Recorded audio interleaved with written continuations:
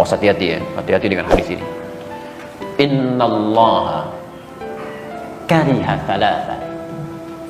Innallaha kariha thalatha.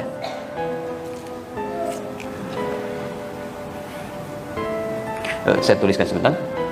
Bismillah. Innallaha kariha thalatha. Thalathatan.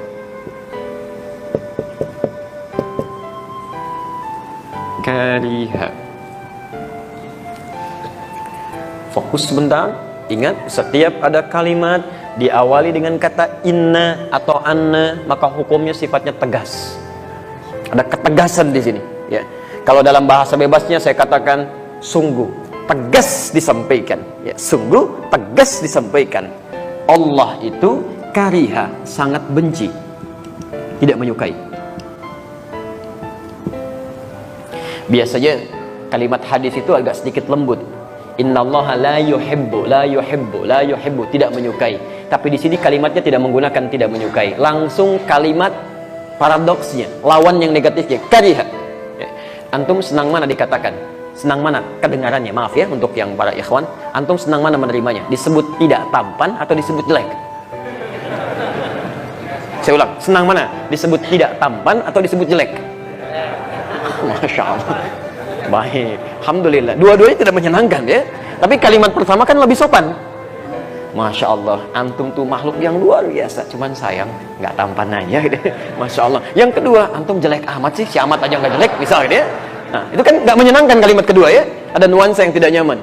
Di sini, kalau kalimatnya menggunakan kalimat langsung, la yuhibbu, tidak menyukai. Tidak menyukai itu kan artinya benci, tidak suka. Tapi kalimatnya tidak menggunakan kata la yuhibbu, tapi langsung menggunakan lawannya, kariha. Ini menunjukkan bahwa peristiwa yang akan disebutkan ini sangat tidak disukai oleh Allah. Jelas? Thalatha, ada 3. Awas jangan sampai antum terjebak satu di antara 3 ini. Ini berbahaya. Nomor satunya, qila wa qala. Qila wa qala. Ini kalimat ungkapan dalam bahasa Arab. Kalimat ungkapan. Qila wa qala itu kalau sekarang dibuat peribahasa bahasa Indonesia, kabar burung yang tidak jelas. Katanya gitu. Ya. Nyaknya itu nggak tahu kemana. Ya. Ustaz, katanya kemarin nggak datang. Kata siapa? Ya katanya. Nyaknya siapa di situ? Itu nggak disukai. Karena menunjukkan pada sesuatu yang belum jelas. Ini langsung bertentangan dengan ayat Quran sekaligus. Quran surah 17 ayat 36. Ya, lihat kalimatnya. Wala taqfu ma laysa laka bihi 'ilm. Innas sam'a wal basara wal fuada kullu ulaika kana 'anhu mas'ula. Perhatikan kalimatnya. Ini bahayanya, jangankan yang menyampaikan, ikut-ikut orang ini aja nggak boleh. Lihat kata Quran, jangan pernah Anda ikuti sesuatu atau bahkan ajakan yang belum jelas kemana arahnya, bahkan sumbernya. Awas, hati-hati, jangan pernah diikuti. Walaupun dalam kalimat sederhana ya, misal, ikut yuk, kemana? Pokoknya ikut aja deh, nanti lihat. Itu kalau adab Quran nggak boleh diikuti. Nggak boleh, nggak usah pakai nggak boleh. Jangan diikuti. Ya. Kenapa? Karena antum belum bisa memastikan antum dibawa kemana. Bagaimana kalau diajak ke tempat bermaksiat, ke tempat yang tidak disukai oleh Allah Subhanahu Wa Taala? Ya. Ketika antum terjebak dalam kesalahan, menyalahi aturan Allah, berbuat fasik bahkan di situ, maka lihat kalimat ayatnya. Innas sam'a wal basara wal fuada. Telinga kamu akan ditanya, mata kamu akan ditanya, bahkan pikiran kita akan ditanya. Kalau kalimat bebasnya, akal kamu dikemanakan sampai kamu nggak tanya dulu? Telinga kamu dikemanakan sampai nggak dengar dulu perkataan dia? Mata kamu dikemanakan sampai nggak lihat dulu informasinya? Jelas di sini? Baik, maka yang pertama, Allah sangat tidak menyukai, sangat membenci hal-hal yang tidak jelas sifatnya. Qila wa qala, kata si fulan, kata ini, kata itu, tapi tidak jelas dari mana sumbernya. Jelas di sini? Apalagi dibawa dalam nuansa agama, itu nggak boleh. Ya, nuansa syariat itu ditinggalkan. Ya. Oke, dua. Idha'atul mali. Boros, menyia-nyiakan harta. Idha'atul mali. Atau di sininya idha'atul mali. Ya. Menyia-nyiakan harta. Insyaallah. Orang ingin mendapatkan setengah roti, rebutan dengan 16 orang itu. Ya, di Aleppo pengen dapat susu sampai ya Allah jalan mungut-mungut di tempat sampah gitu kan. Bayinya sampai kurus kering untuk mencari-cari itu. Antum kok dibuang-buang, ya kan? Nasi itu kan berapa banyak yang terbuang itu dimakan itu. Dari rotinya, dari minumannya, tidak sedikit diantara sebagian orang-orang meminum aqua gelas cuma setengahnya, sebagiannya kemudian disimpan dibuang. Sementara orang-orang Palestina untuk mendapatkan minuman yang benar-benar bersih saja, itu mesti berjuang membebaskan dulu sumber minuman dari racun yang sudah diracun itu. Itu tidak mudah. Ya, maka jangan disia-siakan. Termasuk idha'atul mali itu dari kata dhiya sifatnya. Bukan hanya menghilangkan esensinya, tapi menghilangkan nilai pahalanya. Awas, termasuk idha'atul mali itu menggunakan harta tidak pada tempat yang diridhoi oleh Allah Subhanahu wa taala. Misal, mohon maaf ya, tolong baca ini dengan baik ya. Baca ini dengan baik. Aturan Qur'annya, setiap Allah tambahkan harta kepada kita, itu adalah peluang lain bagi kita untuk meningkatkan ibadah lewat harta itu.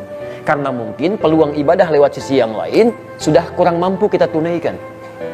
Jelas ya? Ada orang sudah bisa puasa, bahkan Masya Allah, Seninnya sudah jalan. Tapi jangan dulu senang, karena yang lain sudah tambah dengan Kamisnya. Ada yang sudah puasa Senin Kamis, Alhamdulillah, jangan dulu bangga. Orang lain sudah Ayyamul Bid.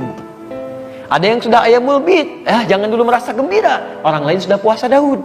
Hari ini puasa, besok tidak. Karena semakin banyak yang dikurangi, barangkali Masya Allah dengan tenaganya dia puasa. Antum tidak bisa menyayangi itu, karena ada ketidakmampuan. Allah berikan sumber yang lain. Gak usah nekat. Emang dia aja yang bisa Daud, besok saya Sulaiman. Gak bisa.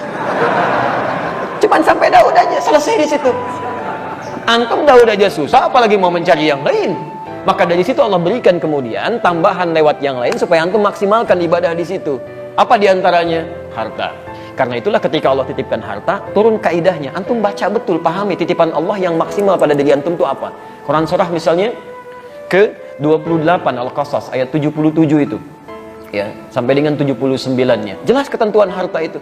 Wabtaghi fi ma ataqallahu daral akhirah wa la tansa nasibaka minad dunya. Perhatikan kaidahnya. Setiap kami tambahkan keluasan harta benda, kata Allah gunakan itu untuk mencari peluang terbaik mendapatkan tempat di akhirat. Dengan kata lain, gunakan untuk ibadah, untuk mendapatkan kemuliaan akhirat. Karena mungkin kamu belum terbiasa bangun malam sambil berlama-lama, hafal Quran belum didapatkan, Masya Allah, puasa belum dijalani dengan konsisten yang sunnahnya. Nih, tambah dengan ini. Kalau orang baca, kamu belum mampu baca dengan maksimal, minimal sedekah dengan hartamu ini, belikan mushafnya, simpan di masjid. Satu huruf yang dibacakan, kamu dapat bagian 10 kebaikannya. Masya Allah, itu yang kita ambil. Bukan dijadikan bahan untuk kesombongan diri. Kalau cuma sombong, yang dulu sudah ada, namanya korun. Hartanya lebih banyak dibandingkan antum. Jangankan hartanya, kuncinya aja kalau dibawa-bawa, itu dibawa orang-orang di belakang ya. Kalau jalan kemana-mana Pak, maaf ya, saya sering ulang kisah ini. Korun itu informasi Quran di ayat 76 surah ke-28, surah ke-28 ayat 76. Inna qaruna kana min qaumi Musa fabagha alaihim. Korun itu termasuk kaum di zamannya Musa, sombongnya luar biasa. Ya, sombong dengan hartanya. Bagha itu sombong dengan harta. Kalau sombong dengan kedudukan disebut togo. Fir'aun disebut togo. Qarun disebut bagha, sombong dengan harta. Tapi apa yang disombongkan? Wa inna mafatihahu latanu'u bil usbah. Dan sungguh kunci-kunci berangkasnya saja, itu kalau diangkat orang-orang terkuat di zamannya, masih belum keangkat Pak. Baru kuncinya aja. Kuncinya. Antum kalau punya kunci berangkas satu aja, antum tampilkan begini, dipublikasikan atau antum sembunyikan? Pasti disembunyikan, nggak ada kisahnya orang punya baru satu berangkas, kuncinya dipoto, ceklik, berangkas saya yang terbaru. Ya itu cari masalah. Itu baru satu, Korun tidak. Nih saya banyak nih, kalau mau ambil aja. Ini aja ngangkatnya nggak kuat. Kemana-mana kunci, kaya, sombong Pak. Jadi kalau ada orang kaya sekarang sombong Bu, itu ketinggalan. Dan keterlaluan karena dia tidak sekaya Korun. Dan Korun hancur juga gitu. Makanya turun ayat tadi. Itu saya tambahkan kata Allah, bukan untuk disia-siakan. Ngapain sombong? Karena nggak akan dibawa pulang. Gunakan untuk peluang beramal. Ada baju baru, pakai dulu untuk beramal. Pakai untuk sholat dulu, kan? Ada alas kaki baru, gunakan untuk ibadah. Sehingga ketika Allah ambil, maaf, kalau Allah titipkan kepada kita sandal, hakikatnya sandal itu punya siapa? Sudah, kita cuma dititipin aja. Mumpung masih dititipkan, gunakan dengan baik sebelum itu diambil lagi. Saya ulangi, sandal punya siapa? kalau ada hilang, jangan marah. Tugas antum mencari, ikhtiar, bukan marah. Awas, bukan marah. Yang punya siapa? Nah, sudah. Kalau yang punya sudah mau ngambil, tinggal di mana kemudian dia dititipkan, mungkin gantian. Ya, antum ikhtiar aja cari. Kalau sudah tidak didapatkan, mungkin Allah mengganti, dititipkan kepada yang lain. Nah, tapi hati-hati kalau ngambilnya dengan cara yang tidak salah. Nah, ada sesuatu yang mungkin yang haram yang akan diambil dari antum. Karena rezeki pencuri itu rezeki yang haram. Ya. Tapi poinnya adalah bukan itu. Poinnya, mumpung masih dititipkan, gunakan pada yang baik. Kalau sudah nggak ada, antum nggak punya peluang lagi. Itu yang dimaksimalkan. Ya, kendaraan segalanya, sehingga hisabnya gampang. Pakai baju pertama kali, gunakan untuk sholat. Begitu dihisab, hei fulan, dari mana harta yang kamu dapatkan? Engkau maha tahu ya Allah, hamba dapatkan dengan cara yang halal. Keringatnya bagi dia, menjadi saksi semuanya. Allahu Akbar. Kemana engkau pertama kali gunakan? Ya Allah, bajunya bicara untuk sholat. Enak hisabnya. Ya. Antum punya baju baru digunakan untuk apa? Masya Allah. Antum undangan, sekali belum tentu dalam setahun sekali, antum pakai baju luar biasa. Nggak ada yang kayak Allah ngundang 5 kali dalam sehari. La haula wala quwata illa billah. Begitu ditanya, dari mana kamu dapatkan? Harta yang paling halal ya Allah. Engkau menjadi saksi dalam semua perjuangan hamba. Kemana kami gunakan? Undangan ya Allah. Oh, jawab apa? Ya. Ini idha'atul mal.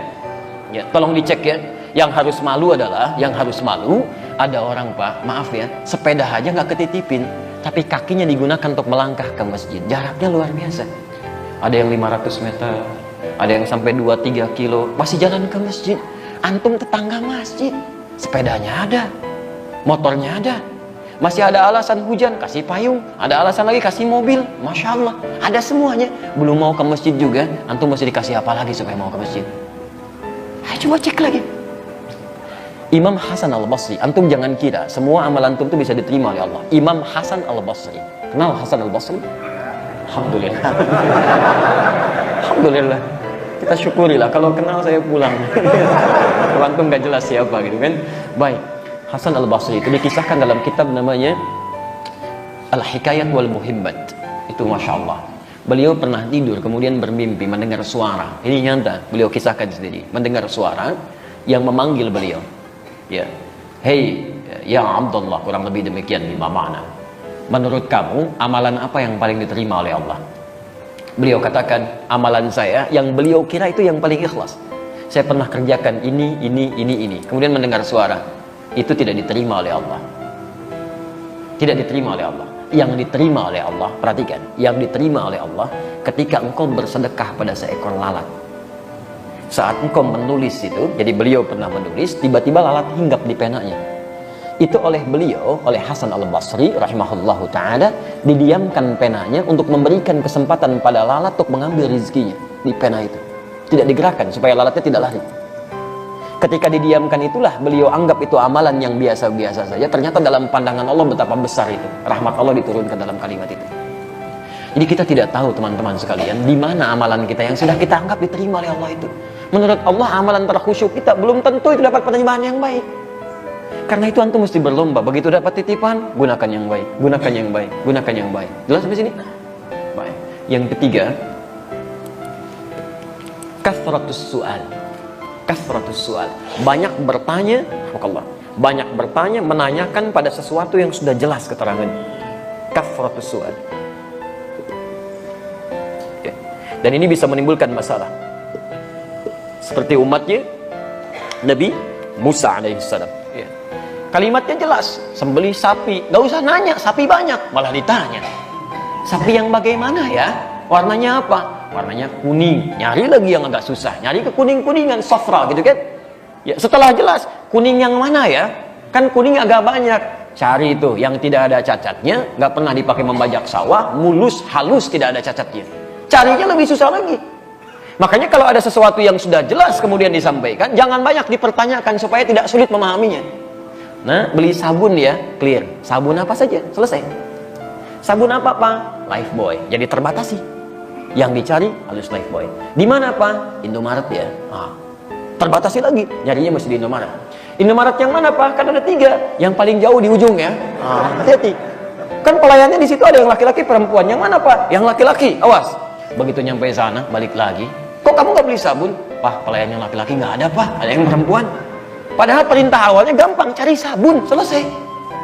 Dan antum awas, kalau orang tua meminta anaknya membeli sesuatu, anaknya belikan karena kalimatnya umum sifatnya, antum nggak boleh protes. Nggak boleh protes. Ya, nak beli shampoo ya, dibelikan oleh anaknya, datang dengan shampoo clear misalnya. Antum pengennya zinc, kok beli yang clear? Kan papa bilangnya shampoo. Selesai sampai sini. Ya, jelas ya? Jadi kalau ada sesuatu yang sudah terang, sudah jelas, jangan banyak dipertanyakan sehingga mendapatkan kesulitan-kesulitan dalam prakteknya.